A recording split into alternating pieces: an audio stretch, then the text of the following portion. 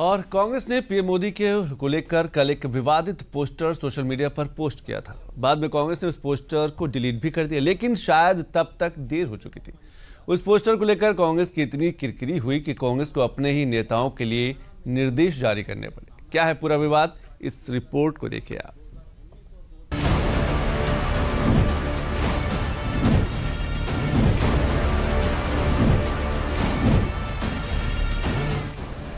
अमेठी की गलियों के चप्पे चप्पे पर ये पोस्टर राहुल गांधी के स्वागत के लिए लगाए गए थे, क्योंकि जनता तो राहुल को इसी स्वागत का हकदार मानती है।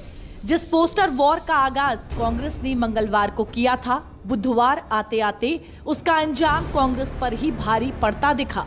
दरअसल मंगलवार को कांग्रेस के ऑफिशियल ट्विटर हैंडल पर पहलगाम हमले के सिलसिले में पीएम मोदी की एक आपत्तिजनक तस्वीर शेयर की गई थी, जिसके बाद कांग्रेस को खूब आलोचना झेलनी पड़ी। हद तो तब हो गई जब कांग्रेस पोस्ट पाकिस्तान में शेयर होने लगा।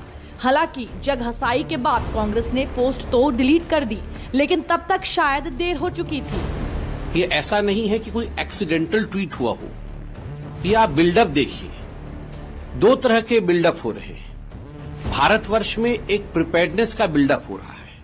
माननीय प्रधानमंत्री जी के नेतृत्व में कई बैठकें हो रही है, बाहर देशों के डिप्लोमेट से बात हो रही है। सभी देश भारतवर्ष का आतंकवाद के खिलाफ लड़ाई में समर्थन कर रहे हैं। हिंदुस्तान की सेना का मनोबल ऊंचा है और वैसे में एक दूसरी तरफ का बिल्डअप हो रहा है कि पाकिस्तान को किस प्रकार बचाया जाए, उसे क्लीन चिट दिया जाए, पाकिस्तान के समर्थन में कैसे खड़ा होया जाए। किस प्रकार का पोस्टर था? मोदी जी के सर को आपने गायब कर दिया। वह एक व्यक्ति नहीं है।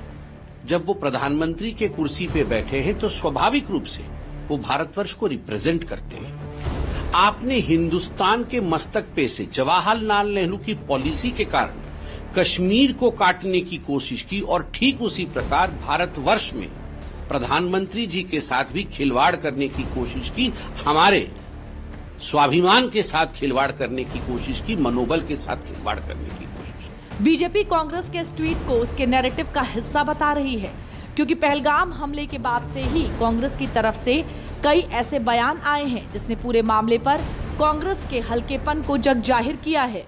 और अब बीजेपी कांग्रेस के उन्हीं नेताओं का हवाला देकर कांग्रेस पर साजिश के आरोप लगा रही है। पहले रॉबर्ट वाड्रा निकलते हैं और वो कहते हैं कि हिंदुओं का आचरण इस प्रकार का है कि मुसलमान आज वीकेंड हो गया है, कमजोर हो गया है, इसलिए जो हुआ है एक तरह से उसको जस्टिफाई करते हैं। उसके बाद सिद्धरमैया जी बाहर आते हैं और वो कहते हैं वॉर की कोई आवश्यकता नहीं है। तिम्मापुर जी बाहर आते हैं और वो कहते हैं कि मुझे किसी प्रकार का इसमें संशय नहीं है कि धर्म नहीं पूछा गया और आतंकवादियों ने बिना धर्म पूछे गोली मारी है। अब हमने देखा सैफुद्दीन सोज, जो कांग्रेस पार्टी के मंत्री भी रह चुके हैं, बहुत बड़े नेता है कश्मीर के, वो कहते हैं इंडस वाटर ट्रीटी ये पाकिस्तान की लाइफलाइन है। भारत सरकार को कदाचित पानी नहीं बंद करना चाहिए जम्मू कश्मीर से जो पानी जा रहा है, कि ये जो कुछ भी हुआ पहलगाम में ये एक मैनिफेस्टेशन है अनरिजॉल्व्ड क्वेश्चंस का पार्टीशन के समय। अरे भैया, पूरा का पूरा कश्मीर हमारा है, इसमें कोई संदेह है क्या? ये पीओके भी हमारा है। बीजेपी के इन आरोपों के बाद कांग्रेस बैकफुट पर है।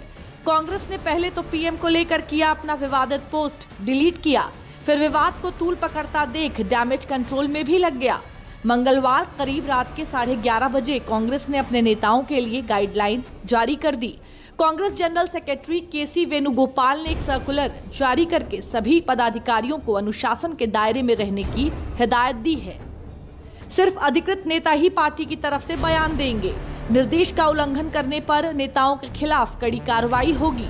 सभी नेता प्रवक्ता सीडब्ल्यूसी के पारित प्रस्ताव के अनुसार ही बयान देंगे। दुख की घड़ी में कांग्रेस पार्टी को यूनिटी, रिस्पॉन्सिबिलिटी और मैच्योरिटी दिखानी चाहिए। हर भारतीय पहलगाम के पीड़ितों के लिए न्याय और सरकार से जवाबदेही चाहता है। दरअसल कांग्रेस नेताओं के गैर जिम्मेदाराना बयान और फिर पीएम को लेकर विवादित ट्वीट के बाद से ही कांग्रेस बीजेपी के निशाने पर है।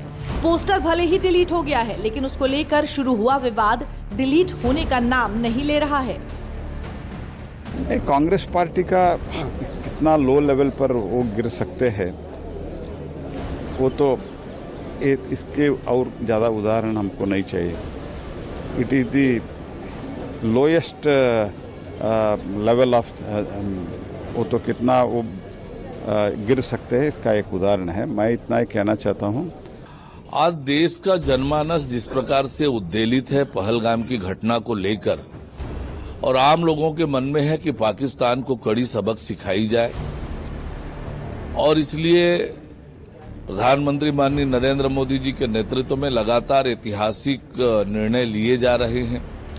चाहे सिंधु जल समझौता को निलंबित करने का मामला हो, चाहे पाकिस्तानियों के वीजा समाप्त करने का मामला हो, और अब बार बार जिस प्रकार से सीमा पर समझौते का उल्लंघन पाकिस्तान कर रही है, ऐसे में कल जो निर्णय प्रधानमंत्री जी ने लिया वो बहुत ही ऐतिहासिक है। इससे निश्चित रूप से हमारे सुरक्षा बल, सेना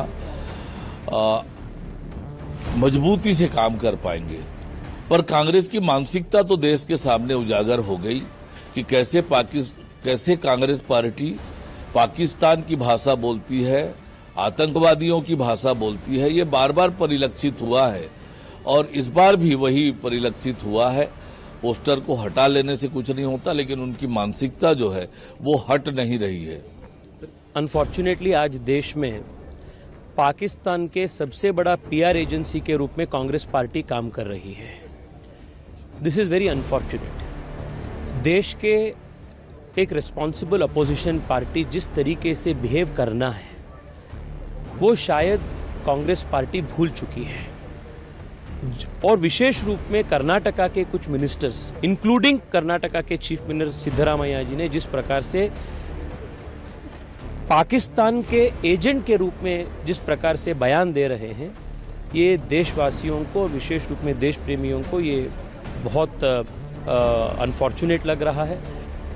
पहलगाम हमले के बाद से ही पूरे देश में आतंक के खिलाफ आक्रोश है। ऐसे वक्त में जब पूरा देश सरकार के साथ खड़े होकर इस बात पर नजर बनाए हुए है कि सरकार का एक्शन क्या होगा, उसी वक्त कांग्रेस के कुछ नेताओं ने देश हित को ताक पर रखकर अनर्गल राग अलापने में लग गए। लिहाजा सियासी गलियारों से लेकर आम लोगों तक ने कांग्रेस के इस स्टैंड की आलोचना की।